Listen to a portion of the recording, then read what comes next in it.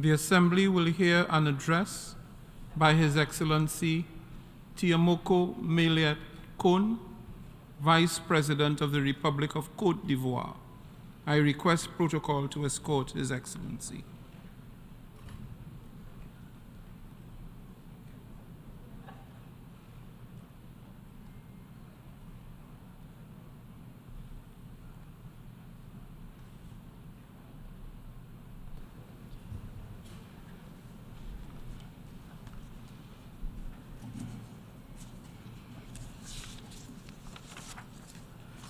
I have great pleasure in welcoming His Excellency Tiamoko Mele Kone, Vice President of the Republic of Côte d'Ivoire, and I invite him to address the Assembly.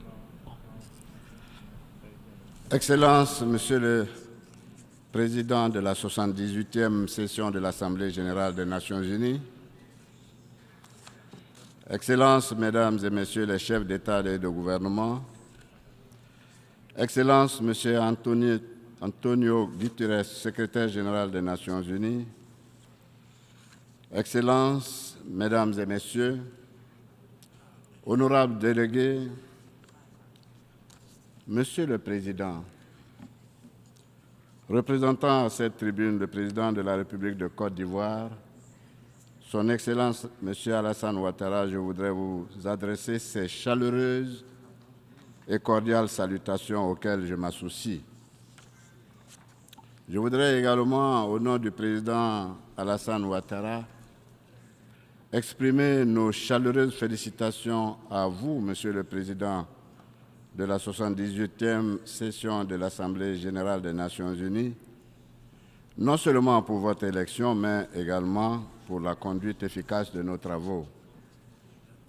Au secrétaire général des Nations unies, je voudrais renouveler la reconnaissance de la Côte d'Ivoire et le plein soutien du gouvernement ivoirien à ces différentes initiatives visant à faire de l'ONU plus que jamais un centre où s'harmonisent les efforts des nations.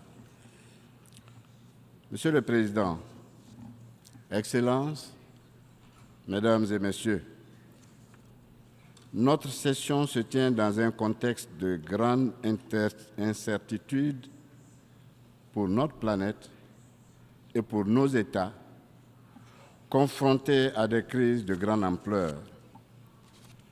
Cette situation entrave significativement la mise en œuvre de l'agenda 2030 des Nations unies sur le développement durable et limite notre capacité à relever collectivement ces défis.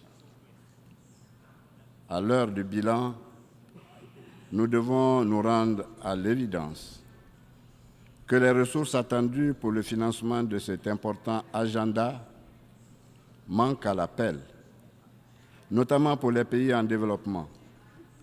Face à ce constat, il nous faut agir vite et faire preuve de solidarité afin que le financement des objectifs de développement durable soit pérenne et prévisible. La noble ambition de l'agenda 2030 ne peut continuer d'être tributaire des dépenses de sécurité qui augmentent d'année en année à travers le monde. C'est pourquoi ma délégation salue la pertinence du thème de cette 78e session de l'Assemblée générale qui nous invite à davantage d'engagement et d'efforts pour atteindre les objectifs de développement durable. Nous devons, pour cela, réduire sans délai le coût des conflits qui minent le développement de nos pays en privilégiant la prévention des conflits et les mécanismes de leur règlement pacifique. Dans le même temps, nos gouvernements doivent renforcer la résilience de nos économies afin qu'elles contribuent au financement des ODD. C'est dans cette perspective que la Côte d'Ivoire accueille avec un intérêt tout particulier la proposition du secrétaire général d'un nouvel agenda pour la paix, destiné à repenser nos priorités en matière de préservation et de consolidation de notre sécurité collective. Monsieur le Président, Excellences, Mesdames et Messieurs, il est temps que la communauté internationale se mobilise et agisse afin que les partis au conflit en Ukraine et l'ensemble de leurs partenaires extérieurs s'engagent dans la voie d'un règlement politique de cette guerre.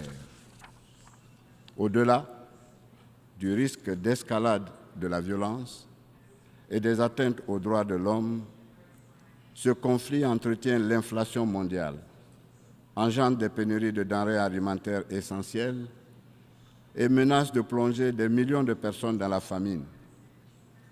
Au regard de sa portée, de ses conséquences et des flux financiers qu'elle mobilise, la guerre en Ukraine porte un coup certain au financement de l'agenda des ODD.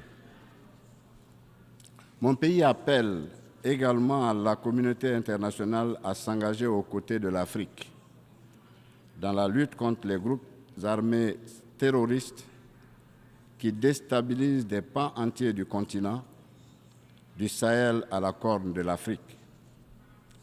La lutte contre le terrorisme coûte cher aux pays africains, et particulièrement à la Côte d'Ivoire, qui accueille, en plus de sur son sol, des milliers de réfugiés issus des pays voisins en crise.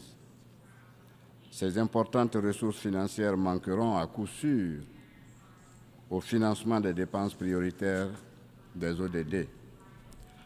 Partout où ils sévissent, les groupes terroristes armés réduisent à néant des décennies de progrès dans les secteurs essentiels de l'éducation, de la santé, de la culture et du travail. Mieux, ils dénient aux femmes et aux minorités leurs droits fondamentaux et rejettent toute idée de liberté et de démocratie. C'est dans cette perspective que mon pays invite les Nations unies et la Communauté économique des États de l'Afrique de l'Ouest, la CEDEAO, à examiner les modalités de financement du plan d'action prioritaire antiterroriste adopté par la CEDEAO en 2019 et qui tarde à être mis en œuvre. Pour sa part, la Côte d'Ivoire veille au fonctionnement effectif de l'Académie internationale de la lutte contre le terrorisme de Jacquesville, créée en collaboration avec l'appui des partenaires bilatéraux et multilatéraux et qui jouit déjà d'une excellente réputation. Monsieur le Président, Excellences, Mesdames et Messieurs, le dérèglement climatique demeure entier et impacte très fortement nos économies et notre capacité à répondre aux défis du financement du développement. Les pays en développement comme la Côte d'Ivoire, qui y contribuent de façon marginale, sont touchés de manière disproportionnée et en paient le plus lourd tribut. Tenant compte de sa vocation agricole, mon pays ambitionne de renforcer la lutte contre les effets du changement climatique afin d'améliorer la résilience des populations. Il s'agit, dans un premier temps, d'améliorer la gestion durable des ressources naturelles et de la biodiversité, et ensuite, dans un deuxième temps, d'amener les populations à développer une conscience citoyenne en matière de préservation de l'environnement et de promotion du développement durable. À cette fin, nous exhortons les partenaires qui se sont engagés à nos côtés lors de la COP 15, organisée à Abidjan en mai 2023, à poursuivre leur soutien en faveur de la mise en œuvre de l'initiative d'Abidjan, appelée aussi Abidjan Legacy Programme. Cette initiative de référence en matière de restauration des terres, de préservation de la biodiversité et de développement d'une agriculture responsable constitue une chance à saisir pour les générations actuelles et à venir. Face aux enjeux actuels, les partenaires bilatéraux et multilatéraux doivent tenir leurs engagements financiers au titre de l'accord de Paris sur le climat. et faciliter de ce fait l'entrée en vigueur du Fonds pour les pertes et dommages créé lors de la COP 27 en Égypte.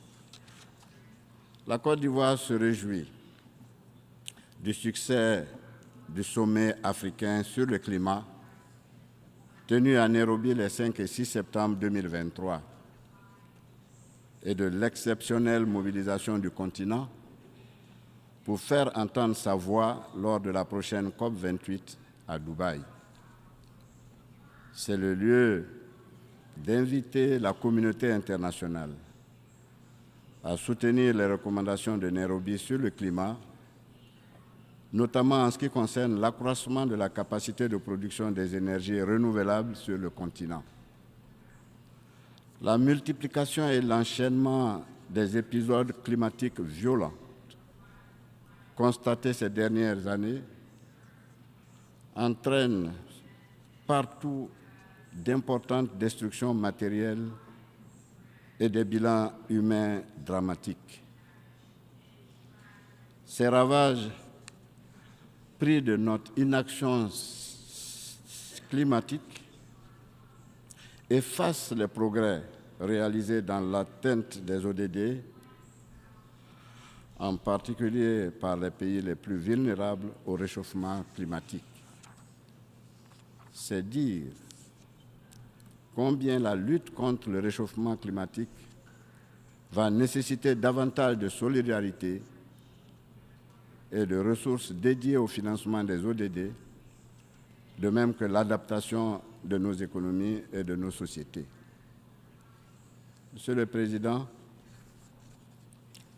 la pandémie de la COVID-19 a révélé la fragilité de nos systèmes de santé et ralenti, entre autres, le rythme de la croissance économique sur le continent africain. Elle a surtout rappelé l'importance de bâtir une réelle solidarité internationale pour faire face aux menaces multiformes auxquelles l'humanité demeure exposée. Les effets de cette pandémie continuent de peser sur nos économies et sur notre capacité à faire face à la demande sociale pressante. Nous devons tirer tous les enseignements d'un péril qui pourrait à nouveau menacer le monde entier.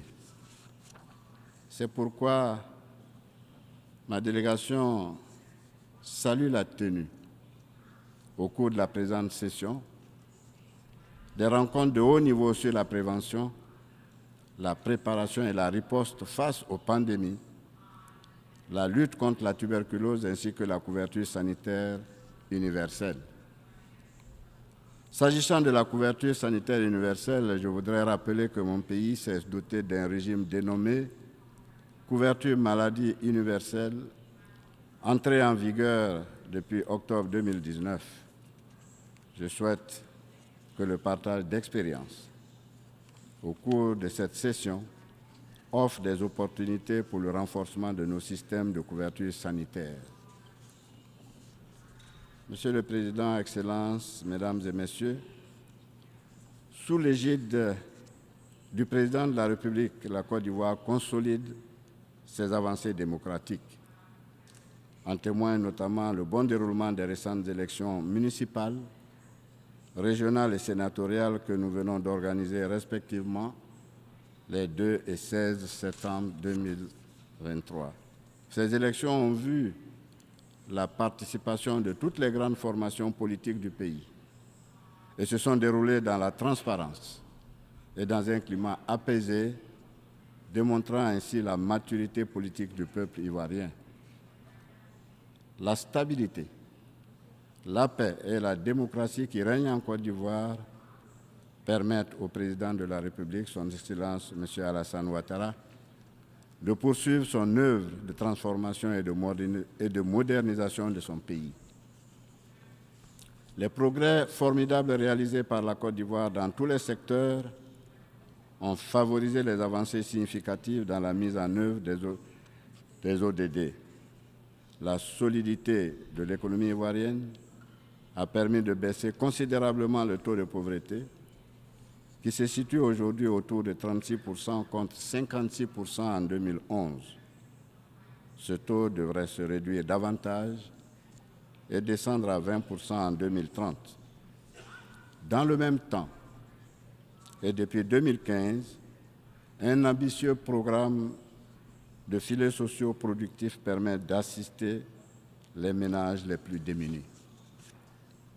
Dans cette même dynamique, le gouvernement a adopté un programme social ambitieux, le PS-Gouv, qui permet de lutter contre les fragilités sociales. Cette politique de gouvernement et les plans nationaux de développement successifs ont permis d'améliorer l'état des ODD en Côte d'Ivoire, mais toutefois, ces progrès sociaux sont fortement fragilisés par l'afflux massif de réfugiés en provenance de pays voisins frappés par le terrorisme. Monsieur le Président, Excellences, Mesdames et Messieurs, nous faisons tous le même constat. Nos États sont loin d'être dans la position de pouvoir réaliser des ODD d'ici à l'échéance 2030. Le financement de notre agenda de développement nous rappelle l'urgence d'inscrire notre action dans le cadre du multilatéralisme qui est tout indiqué pour aborder les défis globaux du moment. Il nous interpelle également sur la nécessité de réformer la gouvernance mondiale à tous les niveaux et à retrouver le sens de la solidarité entre les nations, un principe cher à son Excellence le Président Alassane Ouattara et auquel nous a également invité le secrétaire général, son Excellence M. Antonio Guterres, dans son discours d'ouverture de cette session. Je vous remercie. On behalf of the Assembly, I wish to thank the Vice President of the Republic of Ivory Coast for the statement just made, and I request protocol to escort His Excellency.